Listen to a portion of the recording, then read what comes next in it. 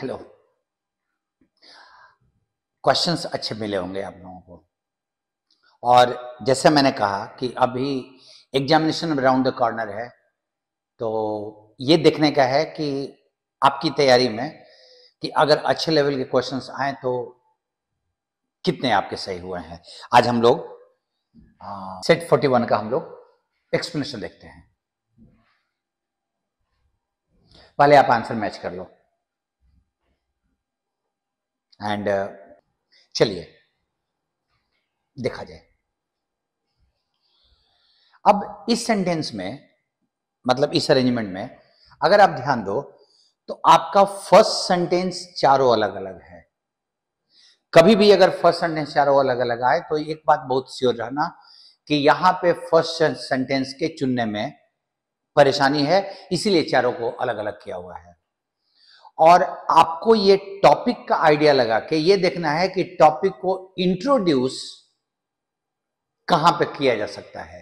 अभी आप ध्यान दो क्या लिख रहा है। Healthy strong trees act as carbon sinks. जो हेल्दी ट्री होते हैं वो कार्बन को सोखते हैं। ट्री का एक फंक्शन बता रहा है। Trees help to clean the air we breathe. अब जरा सोचिए कि इंट्रोडक्शन में मैं इसको ले लूं कि वो कार्बन सोखता है, आप जबकि आपके पास ऑलरेडी ये सेंटेंस है, पेड़ हेल्प करते हैं हवा को साफ करने में। Through their leaves and bark they absorb harmful pollutants and release clean oxygen for us to breathe. दूसरा पार्ट यहां था और आपको इंट्रोडक्शन देखना है। Increasing level of carbon dioxide caused by deforestation and fossil fuel combustion trap heat in the atmosphere. आपको इस topic में आपके पास ट्री के बारे में दिया हुआ था टॉपिक, पॉल्यूशन नहीं है, ट्री का फंक्शन दिया हुआ है और ट्री का इंट्रोडक्टरी फंक्शन ये है। सो आपको अपना सेंटेंस बी को फर्स्ट लेना होगा एंड अकॉर्डिंगली ए आंसर हो जाएगा। मूव कीजिए। Do not speak until someone speaks to you. अभी बहुत आराम है। Don't speak until someone speaks to you, you are spoken to. So ये बहुत ज्यादा टफ नहीं था। इस सेंटेंस में देखो, ये common error. Computer education in universities and colleges today leaves much to be desired. अब आपको मैं आपके साइकोलॉजिकल एस्पेक्ट के बारे में बताऊं कि आप में से मैक्सिमम लोगों ने सी दिया होगा। क्यों? कारण एरर नहीं मिला है, एरर नहीं मिला है, लेकिन वो पढ़ने में बहुत अच्छे से समझ में नहीं आया। जब हमको दिक्कत होती है ना बनाने में, तो हम अपनी अंडरस्टैंडिंग में जहां भी अटपटा लगता है हम चुन लेते हैं। अगर मैं इस सेक्शन में ग्रामर की बात करूं तो आपका लीव्स यहां V5 दिया हुआ है, तो इसका सब्जेक्ट है एजुकेशन। ठीक। मच एडवर्ब के तौर पे यूज किया हुआ है। I have eaten much. ठीक है। And to be desired passive में दिया हुआ है, क्योंकि डिजायर करने वाला जो इच्छा कर रहा है वो इस सेंटेंस में नहीं है। और अगर डूअर वर्ब का नहीं हो तो वर्ब पैसिव में बनता है। तो अगर हम ग्रामर चेक करें तो इसका कोई भी ग्रामर का एस्पेक्ट में गलती नहीं मिल रहा है। And leave much to be desired, एक यहां फ्रेज दिया हुआ था। एक फ्रेज है जिसका मतलब होता है असंतोषजनक होना। अब ये हमको नहीं पता था, हमको पढ़ने में अटपटा लगा, हमने चुन लिया। ध्यान रखिए, जब माइनस मार्किंग हो तो चांस मत लिया करो। अगर वो क्वेश्चन टफ करेगा तो दिक्कत हो सकती है। सो इस सेंटेंस में एरर नहीं था। कट और tear into long thin pieces, लंबे पतले पतले पीसेज में काटना। या फाड़ना, तो उसके लिए तो श्रेड ही होता ना। कागज आदि के टुकड़े को जब लंबा लंबा हम काटते हैं तो उसको श्रेड बोलते हैं, क्योंकि 100 आरी से काटने को बोलते हैं हम। स्लाइस, उसका परत निकालना, ब्रेड आदि को हम स्लाइस करते हैं, मैंगो को हम स्लाइस करते हैं। एंड चॉप, हम उसको छोटे छोटे टुकड़े में काटते हैं, लेकिन लॉन्ग थीन पीसेस, पतले पतले पीस में वो श्रेड ही किया जा सकता है। इस सेंटेंस को देखो, आपके पास करेक्ट आंसर पूछ रहा था, तो ये वर्ड तो हम लोगों ने सुना नहीं होगा। मैंने भी पहली बार जब बनाया था तो मैंने वो वर्ड सुना नहीं था, क्योंकि वो मेडिकल टर्म है। ब्लड वेसल के भीतर में कोई घाव हो जाए जिसमें खून भर जाए, तो उसको हम लोग, ये मेडिकल टर्म है, उसको हम लोग ये बोलते हैं। बट ये तीनों वर्ड का मीनिंग आपको, स्पेलिंग आपको पता होना चाहिए था। एक ये हो गया, यहां पे डबल एस हो जाएगा और यहां से एक एन हटेगा। एनोनिमस का मतलब गुमनाम, डिसिपेट मतलब वेस्ट कर देना, बर्बाद करना, एंड कैरकस मरे हुए जानवरों का शरीर। तो इस क्वेश्चन को बनाया जा सकता था फर्स्ट वाला, अगर मतलब फर्स्ट तो मुझे नहीं लगता है किसी को आता भी होगा, या मुझे मेडिकल टर्म है तो भाई वो रेयर टर्म दिया हुआ है। एग्जामिनर ने दिया था कि बाकी तीनों का मीनिंग आपको पता है कि नहीं है, स्पेलिंग जानते हो कि नहीं। अब यहां पे भी मजेदार आपका, of all the psychological problems, अब यहां पे आपको विच भी लग सकता है और दैट भी लग सकता है, दोनों में से कोई एक हो सकता है, क्योंकि हुज और हु तो होगा नहीं, वो आपको ही पता होगा। अगर ऑल लगा हुआ है तो रूल ग्रामर का ये बोलता है कि ऑल के बाद आप रिलेटिव प्रोनाउन के तौर पे विच का इस्तेमाल नहीं कर सकते, दैट का इस्तेमाल करते हैं। All that glitters is not gold, all लगा हुआ है तो आप हु विच का नहीं इस्तेमाल कर सकते, सिर्फ दैट का इस्तेमाल करेंगे।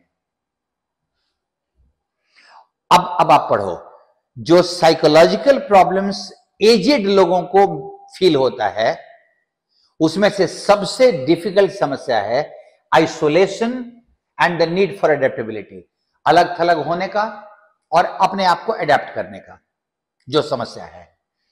इन एडिशन टू डैश हैंडीकैप्स, अब जरा ध्यान दीजिएगा, हैंडीकैप्स। अब हम लोगों को, आप में से बहुत सारे लोग मेंटल या फाइनेंशियल ले लिए होंगे, बात वृद्ध लोगों की हो रही है। क्या सारे वृद्ध लोग मेंटली हैंडीकैप हो जाते हैं? क्या सारे बूढ़े लोग जिनकी उम्र दराज है फाइनेंशियली कमजोर हो जाते हैं? पेंशन उनको नहीं मिलता सारे लोगों का, और ये सब लोगों की बात कर रहा है, ध्यान दीजिएगा। लेकिन सारे उम्र दराज लोगों में एक चीज तो क्लियर है कि उनका शरीर के से वो अक्षम तो हो ही जाते हैं। समझिएगा, ये कुछ लोगों में पाया जा सकता है, वो कुछ लोगों में पाया जाता है, बट ये सब लोगों में पाया जाता है। और ये बोला है कि in addition to dash handicaps and the diminishing number of social roles, आपको पता होगा कि डिमिनिश का मतलब होता है कम होना।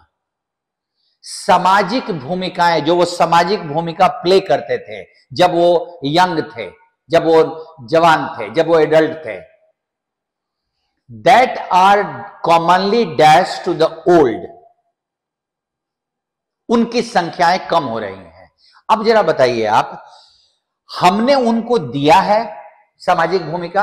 अगर मैं अपने परिवार की बात करूं तो हमारे घर में जो दादाजी हैं, पिताजी हैं, उनको हमने सामाजिक भूमिका दी है या वो हमको सामाजिक भूमिका देंगे?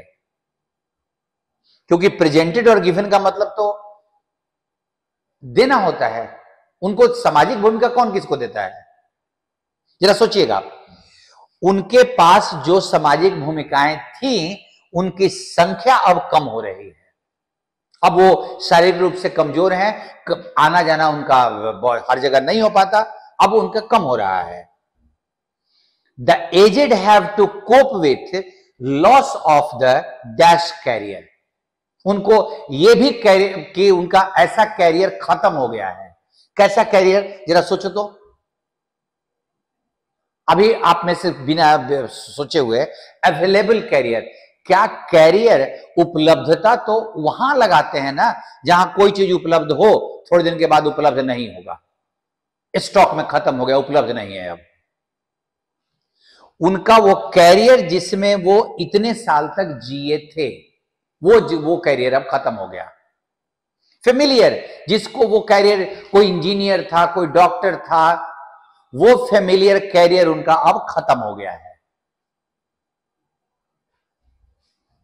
स्टैंडर्ड ऑफ लिविंग उनका खत्म हो गया है। सराउंडिंग्स, उनके आस पड़ोस के लोगों में भी आने जाने में कमी हो गई है, सब लोग। अब अगला सेंटेंस में ये बताना था कि क्लोस्टिस में अगर वो इस लेवल का, आप में से बहुत सारे लोग बोल रहे थे भारी दीजिए, थोड़ा टफ दीजिए, तो अभी आप देखो मैंने चुन के एक निकाल लिया है जो थोड़ा सा टफ था। The gloomy dash through the obituaries for yet another friend who is gone is bad enough. अभी आप ध्यान दो, yet another friend who has gone, एक और दोस्त जो चला गया है, उनका चला गया है मतलब who has died ना, and gloomy dash through this, अब ये हम नहीं जानते, और जो चला गया है, अब इसको टारगेट करो तो सर्च के अलावा और क्या होगा, जरा आप सोचो तो। एक ऐसा दोस्त जो अब इस दुनिया में नहीं रहा, we are searching through the obituaries. Obituaries वो शोक संदेश होता है जो न्यूज़पेपर में किसी के मरने के बाद छापा जाता है। इस क्लोसिस में आपने कितने मैनेज किए हैं वो देखिए। डिप्रेस नहीं होना है, अपने आप को सावधान रखने के लिए ये पेपर अभी से लेके 41 से लेके 50 तक में पेपर्स को मैं कोशिश कर रहा हूं कि आपके लिए थोड़ा चैलेंजिंग हो। इसके लिए नहीं कि आप डिप्रेस हो जाओ, इसके लिए कि क्वेश्चंस टफ भी आ सकते हैं और आपको थोड़ा सावधान होना होगा, क्योंकि अगर टफ होगा ना तो सबके लिए टफ होगा, नॉट फॉर यू अलोन।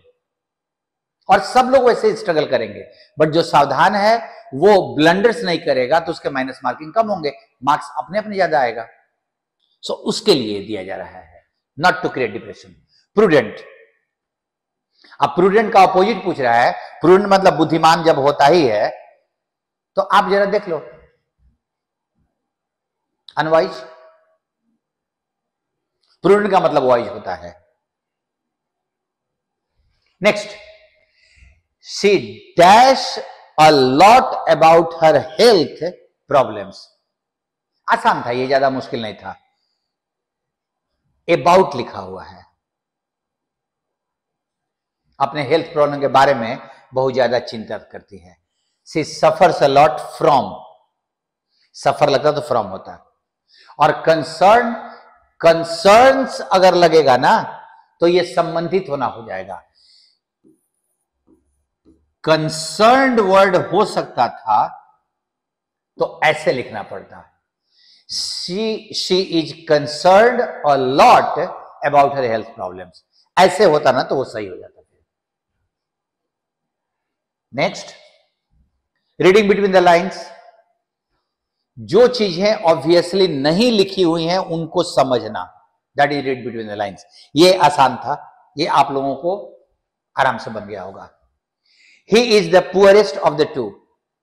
अब दो लोगों के लिए सुपरलेटिव का इस्तेमाल नहीं होता, तो जहां जहां सुपरलेटिव है वो हम काट देते हैं। और आपको मैंने अपने वीडियो में बताया था जब डिग्री वाले में कि अगर देन के जगह पे ऑफ लगा हो तो उसके पहले द का लगना जरूरी होगा, कंपैरेटिव के पहले। अगर देन के जगह पे ऑफ लगा हो तो कंपैरेटिव के पहले द का लगना जरूरी होगा।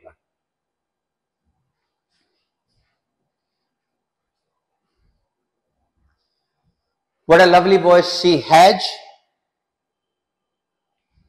had तो होगा ही होगा, और यहां पे एक्सक्लेम्ड है ना, तो ये नरेशन वॉइस कुछ भी करके बहुत ज्यादा टफ नहीं करेगा और देता भी नहीं है वो। सेंसर सिनोनिम देना है तो सेंसर का तो क्रिटिसाइज ही होता है, आलोचना करना। ये उसका एंटोनिम है और ये सिनोनिम दिया हुआ है। Next, loquacious. अगर अपोजिट देना है, लोकेशियस का मतलब होता है बहुत ज्यादा बोलने वाला, टॉकेटिव। बैशफुल, शर्मिला। डिफिडेंट इसमें कॉन्फिडेंट का उल्टा होता है, जिसमें कॉन्फिडेंस की कमी है उसको डिफिडेंट बोलते हैं। और टैसिटर्न जो चुप रहे, ज्यादा बात ना करे, तो टॉकेटिव का उल्टा तो टैसिटर्न हो ही जाएगा और ये उसका सिनोनिम है। Next question. अब इसमें भी थोड़ी सी परेशानी है। आप ये ध्यान दो कि आपका फर्स्ट सेंटेंस आपको इजीली लोकेट हो जाएगा कि आपका अगर ए, बी और डी दिया हुआ है तो आपको आराम समझ में आ जाएगा कि सुपर फूड्स के बारे में या पावर फूड्स के बारे में इंट्रोडक्शन किसमें है, क्योंकि यहां बोल रहा है कि many fitness trainers these foods, in foods को अपने भोजन में एडॉप्ट करने के लिए बोलते हैं। तो ये तुम्हारा ए जाना नहीं है। और बी में यहां लिखा हुआ can be included in everyday diet, उनको एवरीडे डाइट में भी इंक्लूड किया जा सकता है। तो आपका ए के साथ तो बी बैठेगा ही ना। फिटनेस ट्रेनर बोलते हैं कि अपने मसल बिल्ड करने के लिए इनको इंक्लूड कीजिए, और इनको हम आम जीवन में भी इंक्लूड कर सकते हैं। डी के बाद डी के साथ ए भी बैठेगा तो यही जाएगा, आराम से बन रहा है। लेकिन सेंटेंस अरेंजमेंट को जब वो टफ होता है तो थोड़ा ऑप्शन को सामने में रख के सोचने का है। नेक्स्ट, अब यहां भी बहुत क्लियर नहीं मिला होगा आपको आंसर, क्योंकि यहां एरर दिया हुआ है होमोफोन का। यहां आंसर होगा प्रोजेक्यूटेड। होमोफोन का एरर। कभी कभी एसएससी क्या करती है कि ऐसे क्वेश्चन, ऐसे वर्ड्स डाल देती है जो कि ओरिजिनल जो सही है उसी की तरह का साउंड आएगा, बट दोनों का मीनिंग एकदम अलग अलग होता है। और इसको परसिक्यूट का मतलब होता है किसी को उसकी जाति, धर्म या उसके विचारों के कारण उसको टॉर्चर करना, सताना। और यहां पे अगर आप ध्यान दो तो यहां सीड्स का मतलब बीज नहीं है। सीड को नशीली दवाइयों के लिए भी इस्तेमाल किया जाता है। बहुत सारे टैबलेट्स नशीली दवाइयों के होते हैं। ऑस्ट्रेलिया में अगर आप नशीली दवाई ले आते हैं तो आपके खिलाफ केस कर दिया जाएगा, आपको सजा मिल सकती है। प्रोसिक्यूट का मतलब किसी के खिलाफ न्यायालय में केस करना, और प्रोसिक्यूट का मतलब किसी को उसके जाति, धर्म के कारण सताना। नेक्स्ट, ये तो ठीक है, हंग हो जाएगा, क्योंकि हैंग का दो मीनिंग होता है, आपको पता होगा। फांसी देने वाला जो मीनिंग होता है उसका V2 और V3 हैंग्ड होता है।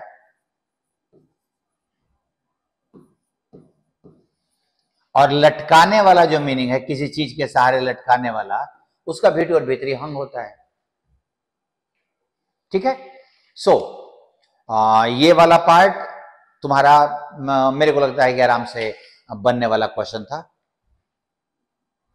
Next, to give the devil his due, मतलब जो दुष्ट आदमी भी है उसको अगर उसने कोई अच्छा काम किया तो उसकी प्रशंसा करना।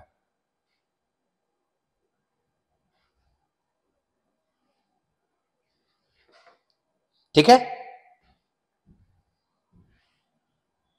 अब अगला सेंटेंस अरेंजमेंट देखो, यह भी अच्छे लेवल का क्वेश्चन दिया हुआ था, लेकिन मुझे याद है कि मैं जब बना रहा था तो नेचुरली जैसे आप इसको पढ़ते हो तो मैं भी पढ़ा, कोई भी पढ़ेगा ही पढ़ेगा। लेकिन मैंने जब फर्स्ट सेंटेंस पढ़ा, the principles that emerge from those trials, यहां पे आके मैं रुक गया। कौन से ट्रायल्स की बात कर रहा है? ठीक है। और जब मैंने देखा तो यहां पे एक ट्रायल्स की चर्चा थी, तो मैंने सी और ए को एक साथ बैठाया और ऑप्शन देखा, यहां पे था और कहीं नहीं था। मेरे को ये चक्कर नहीं लगा कि मेरे को फर्स्ट सेंटेंस चुनना है, सेकंड सेंटेंस चुनना है। सी और ए को मैंने सेट किया और मेरा आंसर निकल गया। मेरे को पढ़ने की जरूरत भी नहीं पड़ी चारों को। आप भी ऐसे ही बनाओ, अगर टफ चीजें हो तो कुछ क्लू निकालो। Did the noise frighten you? Were you frighten by the noise? ये तो आसान ही था ना। ध्यान देना, the help given to us was more adequate for our purpose. अब यहां कंपैरिजन तो हो नहीं रहा है कि हम मोर लगाएं। कंपैरिजन कहां हो रहा है, किससे हो रहा है? अब आप जरा देखो कि मोर एडेक्वेट है तो ये तो कैंसिल हो जाएगा। इनफ को जब आप यूज करते हो एज एन एडवर्ब किसी एडजेक्टिव के साथ, तो वो इनफ हमेशा एडजेक्टिव के बाद आता है। अगर एडेक्वेट इनफ होता तो ये ऑप्शन सही हो जाता, वो नहीं है। मच को कभी भी पॉजिटिव डिग्री के एडजेक्टिव के साथ इस्तेमाल नहीं करते। ही इज मच गुड नहीं इस्तेमाल करते, उसको हमेशा कंपैरेटिव के साथ इस्तेमाल करते हैं। He is much better, he is much intelligent नहीं बोल सकते। He is very intelligent, quite intelligent. Adjective के, पॉजिटिव डिग्री के एडजेक्टिव के पहले मच का इस्तेमाल नहीं होता। और मोर देन का अगर एक साथ इस्तेमाल हो रहा है ना, तो वो डिग्री नहीं है, उससे भी ज्यादा। More than 200 boys have come, तो मोर देन 200 का मतलब 200 से भी ज्यादा। मोर देन एडेक्वेट का मतलब जितना पर्याप्त होना चाहिए उससे भी ज्यादा था वो। ये कंपैरेटिव नहीं हो रहा है, कंपैरिजन हम नहीं कर रहे हैं। एंड इसमें भी तुम मैन हैंडल और एसोसिएट जानते हो, ठीक है। मैन हैंडल का मतलब किसी के साथ बुरा व्यवहार करना, धक्का मुक्की इत्यादि इत्यादि करना। अब इन दोनों में से कोई एक में गलती है, ये तो कंफर्म था। और मेरा लक अच्छा था कि मुझे इसका पता था। सोचना जरा, जब मैं क्वेश्चन बना रहा था उस समय की बात हो रही है कि मुझे ट्राइपेज का मतलब पता था। इधर उधर भटकना, वो ट्रैम्प अबाउट, ट्रैम्प जो बोलते हैं ना, आवारागर्दी करना, या अपनी जरूरत के लिए इधर उधर घूम घाम के मांग चांगे काम चलाना। अब वो तीनों का मुझे पता था, इसीलिए मैंने इसको ले लिया। और इसका आज तक मैं क्लियर नहीं हो पाया कि ऐसे लिया जाए या क्या लिया जाए।